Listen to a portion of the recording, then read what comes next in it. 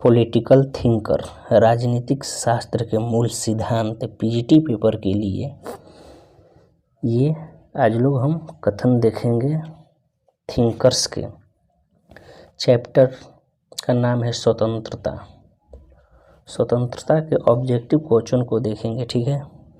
तो पहला क्वेश्चन जो है स्वतंत्रता में ऑब्जेक्टिव क्वेश्चन है वह है इंग्लैंड में गौरवपूर्ण क्रांति जो है, इंग्लैंड में गौरवपूर्ण जो क्रांतियाँ हैं वो कब हुई थी। इंग्लैंड में पूछ रहा है ना, तो इंग्लैंड में 1688 में गौरवपूर्ण क्रांति हुई थी इंग्लैंड में। वहीं फ्रांस में कहेगा 1789। दूसरा क्वेश्चन है फ्रांस में स्वतंत्रता, समानता और बंधुता का नारा बुलंद कब किया गया। फ्रांस में स्वतंत्रता, समानता और बंधुता का जो नारा है वो कब प्रारंभ किया था। 1789 की क्रांति फ्रांस में किया गया था, ठीक है। उसके बाद किसने लिखा है कि स्वतंत्रता का अर्थ बंधनों का अभाव, यानी बंधन का अभाव, बंधन नहीं होना चाहिए। स्वतंत्रता का अर्थ क्या है, बंधन का अभाव, यानी बंधन नहीं होना चाहिए। ये बात किसने कहा है, तो हॉब्स ने कहा है। शक्ति इसी में है जी, कह सकता है हॉब्स, हॉब्स बोला है, ठीक है।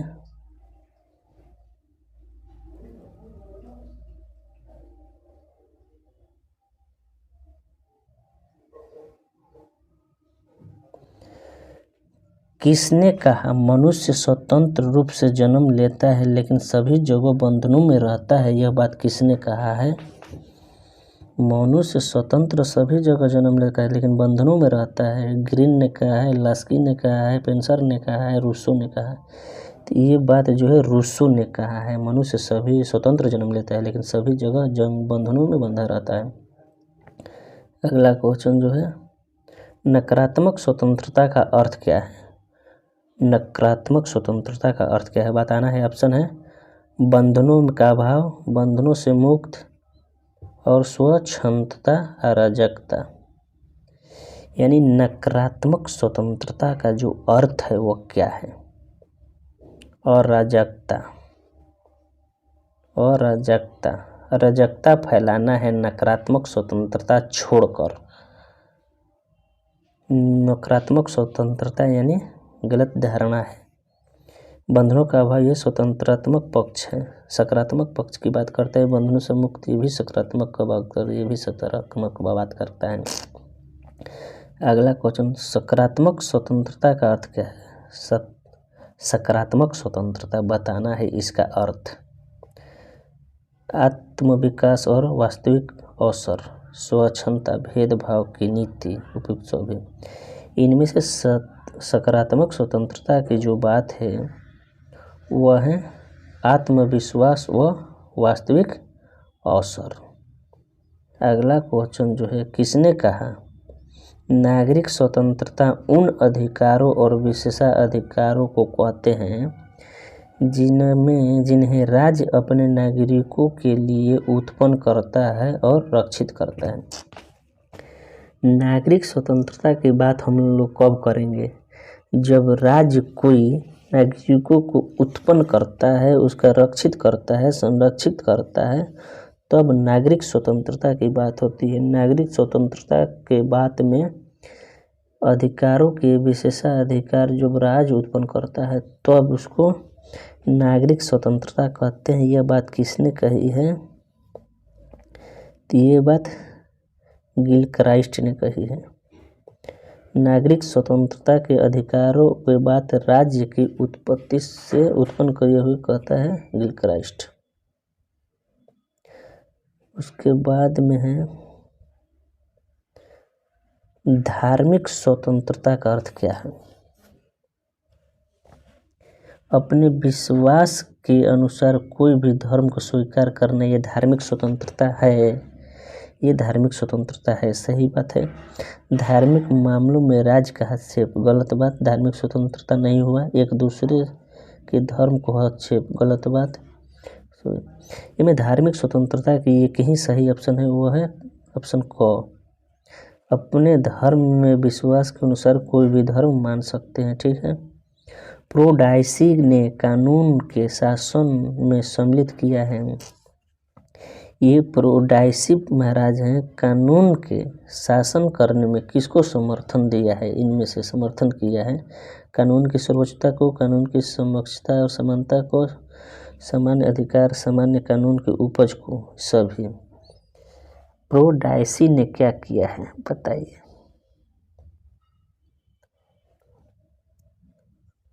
ये सभी है। प्रोडाइसी ने कानून के शासन में शामिल किया है। कानून के शासन में किसको शामिल किया है? तो कानून की सर्वोच्चता को, कानून की समक्ष समानता को और सामान्य अधिकार, सामान्य कानून की उपज को।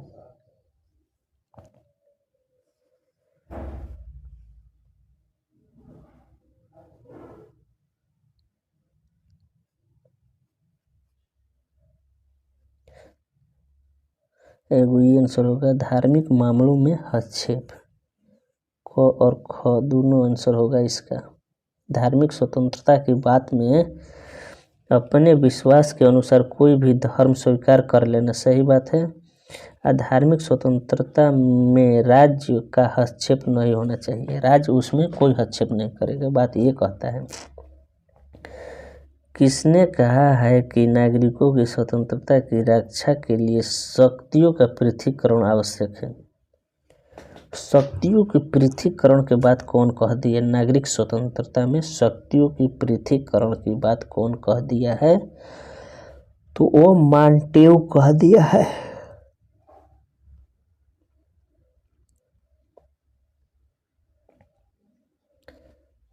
कानून और स्वतंत्रता में संबंध है क्या? क्या संबंध है कानून और स्वतंत्रता में? कानून और स्वतंत्रता एक दूसरे के पूरक होते हैं, यही संबंध है। कानून स्वतंत्रता का बाधक होता है, ये संबंध है।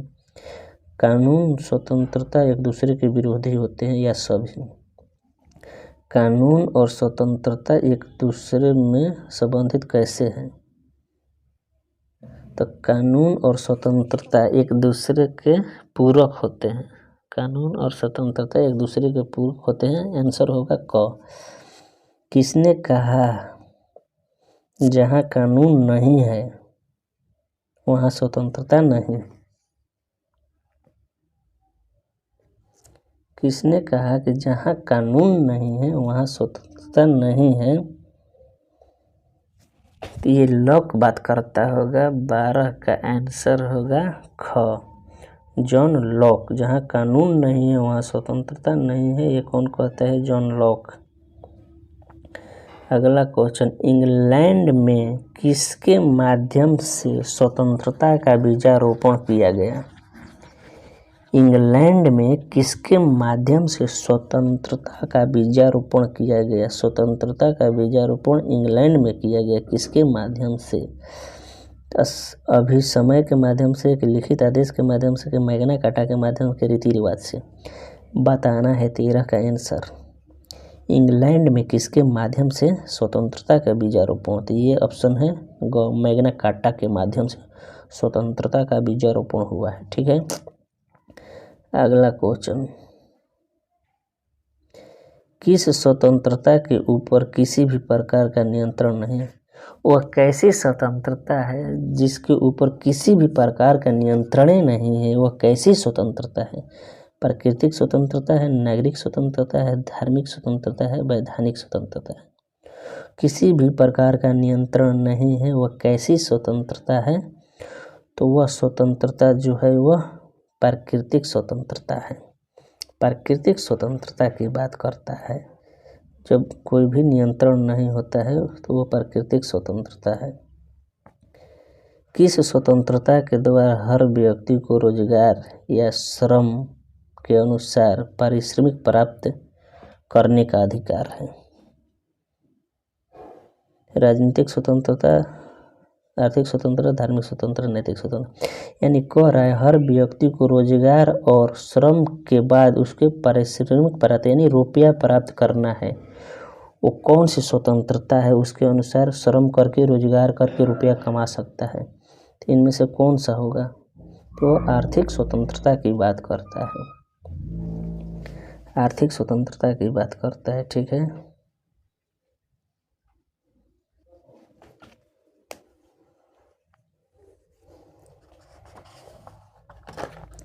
गुड मॉर्निंग दोस्तों। आज हम लोग पढ़ेंगे स्वतंत्रता, पढ़ चुके हैं पिछले अध्याय में। अगर वीडियो नहीं देखे तो जाकर वीडियो देख लीजिए प्लेलिस्ट से। आज हम लोग पढ़ेंगे अब स्वतंत्रता के बाद समानता। समानता चैप्टर को पढ़ेंगे। समानता में राजनीतिक मूल्य सिद्धांत पीजीटी के लिए पढ़ेंगे, नेट जेआरएफ के लिए। ठीक है, इन सिद्धांतों को अच्छी तरह से देखेंगे। कह रहा है कि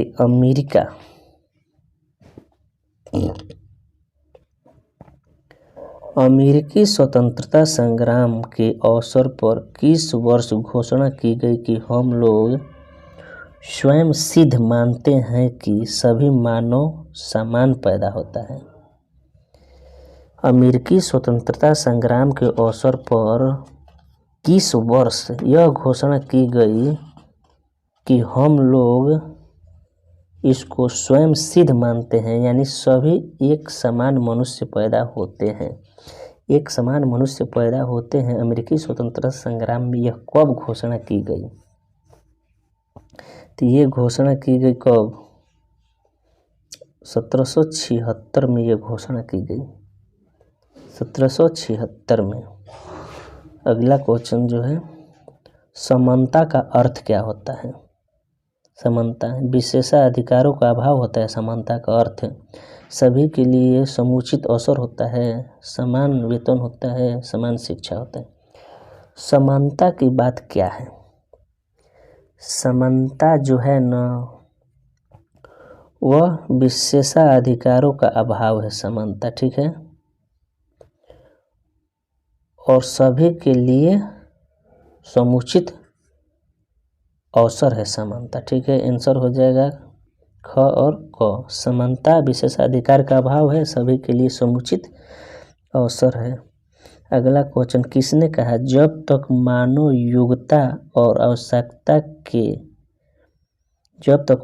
योग्यता और आवश्यकता में असमान है, यानी लेवल ऊंचा नीचा है आवश्यकता और मानवता के, तब व्यवहार में असमानता असंभव है। जब अमीरी और गरीबी में खाई है तो व्यवहार और असमानता में अवसर देखने को मिलता है। ठीक है, यह बात किसने कही है? लास्की ने कही है कि ग्रीन ने कही है कि बिलोबी ने कही है कि कोई नहीं कहा है? ये बात जो है वह हेराल्ड जे लास्की ने कहा है। अमीरी और गरीबी की खाई के कारण व्यवहार में समानता नहीं आ सकती है, असंभव है। यह बात हेराल्ड जे लास्की ने कहा है। किसका विचार है कि सबके लिए समान अवसर असंभव है? ओकरा यह विचार आभास होत रहे कि सबके लिए सामान्य अवसर असंभव है। कौन व्यक्ति है इसमें से जो निगेटिव थिंकिंग को सोचता है? मैकाइवर है, मॉन्टेग्यू है, ग्रीन है, लास्की है। सबके लिए समान अवसर असंभव है, यह बात किसने कही है? तो हेराल्ड जे लास्की ने कही है। ऊंच नीच खाई की बात करता है हेराल्ड जे लास्की, अमीरी गरीबी की व्यवहार की बात करता है। और तो कहाँ से समानता आ सकती है? समानता और अवसर कभी समान नहीं हो सकती है। ये विचार हेराल्ड जे लास्की का है। नागरिकता, ठीक है,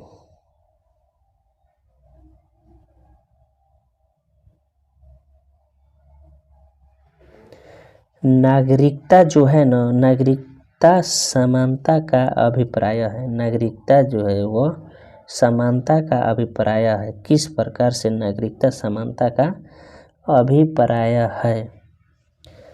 तो सभी व्यक्तियों की एक जैसा नागरिक अधिकार देकर, सही बात है, सभी व्यक्तियों को एक जैसा नागरिक अधिकार देकर नागरिकता समानता का अभिप्राय है। ठीक, कानून की नज़रों में सब एक समान हो, ये भी सही है। धर्म, जाति, वंश, लिंग के आधार पर राज्य द्वारा किसी भी प्रकार का भेदभाव की समाप्ति, ये भी सही है, यानी डी ऑप्शन इसका सही हो जाएगा। अगला क्वेश्चन है, किसने कहा आप सबको समान संपत्ति दे दें, ठीक, तब भी व्यक्ति की कला और उसके उद्योग तथा सतर्कता इस समानता को समाप्त नहीं कर देगी। कह रहा है कि जब आपको समान संपत्ति दे दिया जाए तब भी व्यक्ति की कला, उसका उद्योग और सतर्कता इस समानता को समाप्त कर देगी। जब उसके पास सब चीज़ हो जाएगा तो समानता नहीं रहेगी। ये बात किसने कहा है? डेविड ह्यूम ने कहा है कि ब्राइट्स ने कहा है कि लास्की ने कहा है कि ग्रीन ने कहा है? तो डेविड ह्यूम ने बात कर रहा है ये बात। कला और सत्ता सभी समाप्त कर दी जाएगी। अगर उसके पास संपत्ति दे दिया जाए तो उसकी कला, सतर्कता सभी समाप्त हो जाएगी, डेविड ह्यूम ने कहा है, ठीक है।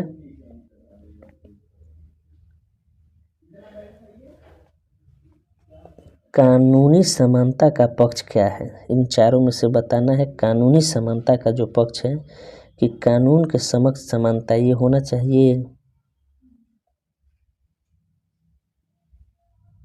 सही है, कानून के समक्ष समानता होना चाहिए।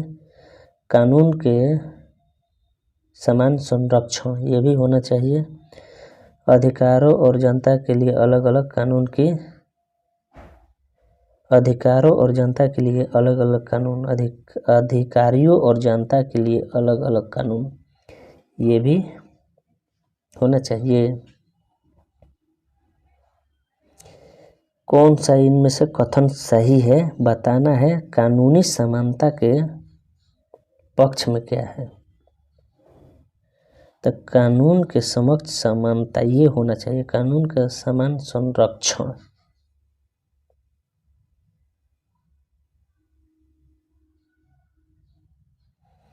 नहीं, ये सब नहीं होना चाहिए। ये को सिर्फ सही है कानूनी समानता का पक्ष जो है, कानून के समक्ष समानता।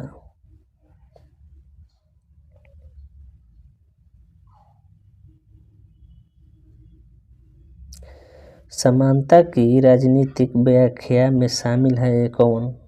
समानता की राजनीतिक व्याख्या में चुनाव यानी मतदान का अधिकार है समानता में, चुनाव लड़ने का अधिकार है समानता में, प्रार्थना पत्र का अधिकार है समानता में। समानता की राजनीतिक व्याख्या में शामिल क्या है? ये सभी है। समानता की राजनीतिक व्याख्या में मतदान का अधिकार है, चुनाव लड़ने का अधिकार है, प्रार्थना पत्र का अधिकार है, ठीक है। आर्थिक समानता का अर्थ क्या है? इनमें से आर्थिक समानता का अर्थ बताना है। प्रत्येक व्यक्ति की न्यूनतम भौतिक आवश्यकताओं की पूर्ति। बात सही है, प्रत्येक व्यक्ति की न्यूनतम और भौतिक आवश्यकताओं की पूर्ति ही आर्थिक समानता है, भौतिक अवस्था कहलाए, ठीक है। दूसरा ऑप्शन है कि सामान्य कार्य के लिए सामान्य वेतन। 9।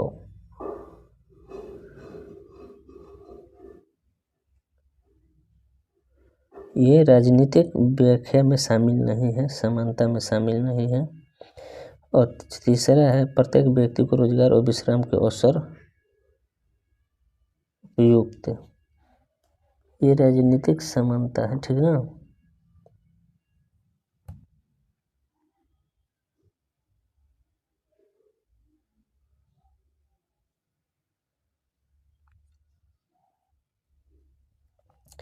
इनमें से आंसर होगा पहला। आर्थिक समानता का अर्थ जो है प्रत्येक व्यक्ति न्यूनतम भौतिक और आवश्यकताओं की पूर्ति। अगला जो क्वेश्चन है,